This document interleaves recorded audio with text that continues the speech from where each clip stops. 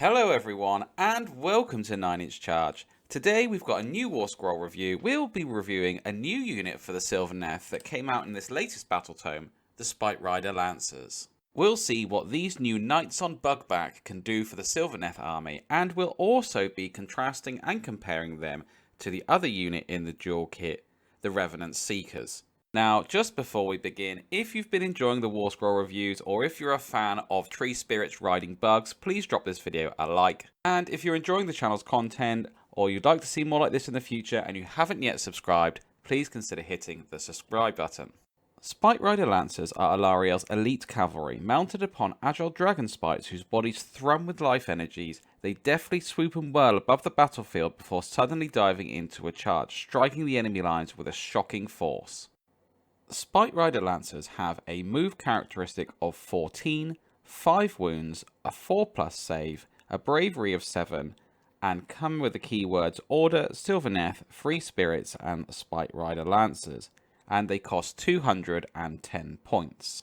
This is 25 points a unit cheaper than the Revenant Seekers, and their move characteristic is 2 inches faster. Move 14 is super fast. I really like that they're able to get across the table where they need to be.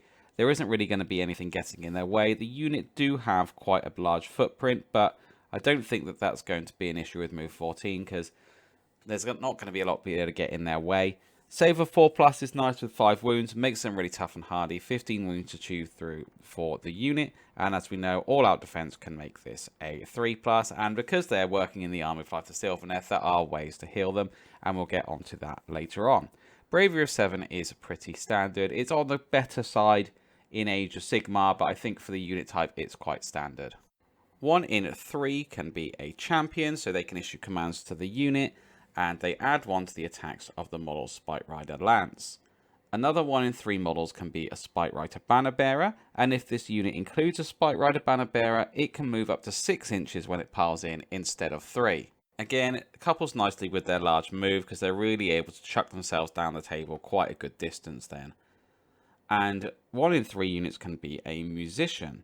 This means that if this unit ever receives the Rally command, you can return slain models to it on a 5+ instead of a 6. It's quite cool and fluffy, to be honest, that they can get models back a bit easier.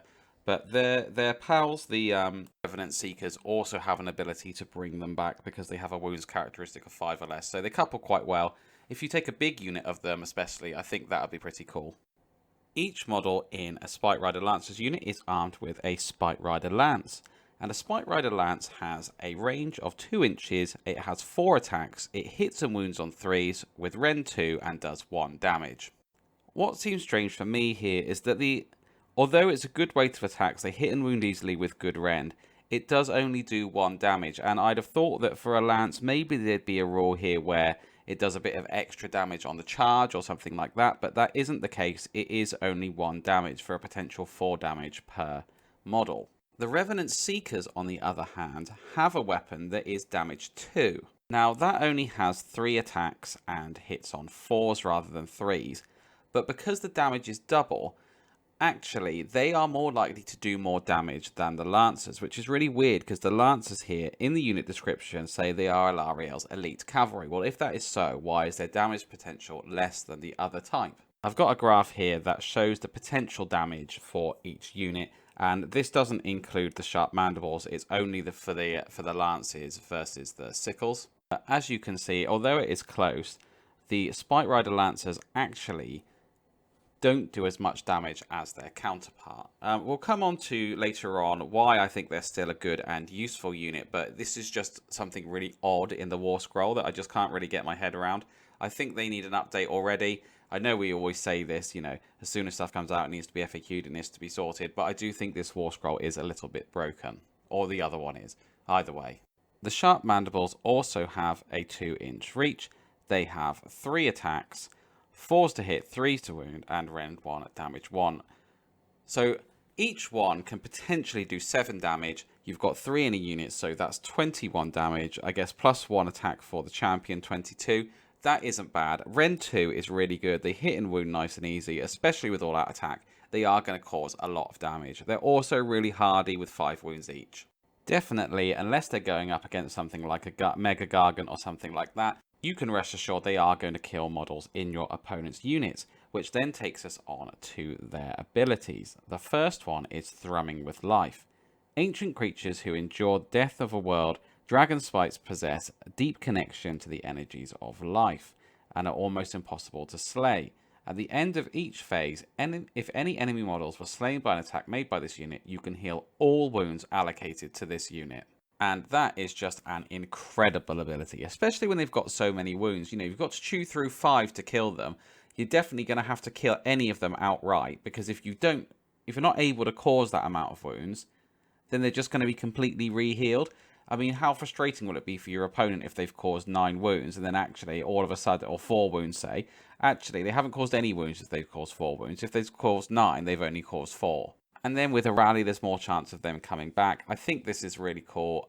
When I did the Alariel Warscroll review, I talked about how hardy she was, but this unit, again, another really hardy unit for the Sylvaneth. Their second and last ability is Descent of the Spiterider.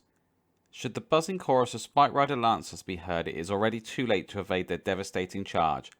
The Strike First effect applies to this unit if it made a charge move in the same turn. So, just for those of you who don't know what Strike First means, it means that before anybody chooses an activation, you can choose this unit to attack and then choose your first activation. So where Spiterider will really shine, I think, is in multiple combats. If you charge these in and another unit into a unit at the same time, or you charge them into a unit that's already in combat and you feel like you need another unit just to kind of help you to kill this unit, you know, one wave of attacks isn't going to be enough, you can attack with the Spiterider Lancers and then choose your other unit as your first activation and get 2 activations into this opponent first. This is really significant because what it means is you're going to hopefully be able to completely wipe out this unit with those 2 units attacking before they get a chance to attack back and cause any damage to you. So I see this as how this unit is going to be used, basically as a support unit to rush into a combat using their massive 14-inch move and their 6-inch pile-in to get exactly where they need to be,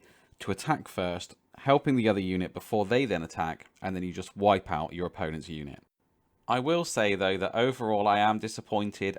If I was to tweak this Warscroll, I would say that they do need to do an extra point of damage, or maybe 2 points of damage on the turn that they charge, and then they'd be absolutely devastating. A complete auto include. I think they're still good.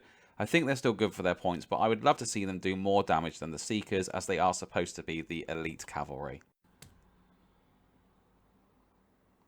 Thank you very much for watching. Please be sure to leave a comment and let me know what you think. I do read every single comment. If you've enjoyed this video, please be sure to give it a like. And if you'd like to see more content like this in the future, please consider subscribing to the channel. And if you'd like to take the conversation even further, you can join the 9-inch Charge Hobby Hangout group on Facebook. This is a place for us to come together as a community and encourage each other and chat about our hobby, and feel free to share your models, thoughts, ideas, or ask any questions that you may have. There's a link in the description below. And if you'd like to support the channel, you can find a link in the description to our Patreon page, or you could become a YouTube member. And you can also support the channel by using the affiliate link we have to Element Games. They have a really extensive hobby range. I'm sure you can find anything that you're looking for on there. And they also sell it at a discount to Games Workshop. And if you use the affiliate link, we get a small amount of commission back that we can use to put back into the channel. As ever, this has been 9-inch Charge. Thank you very much for watching, and I will catch you next time.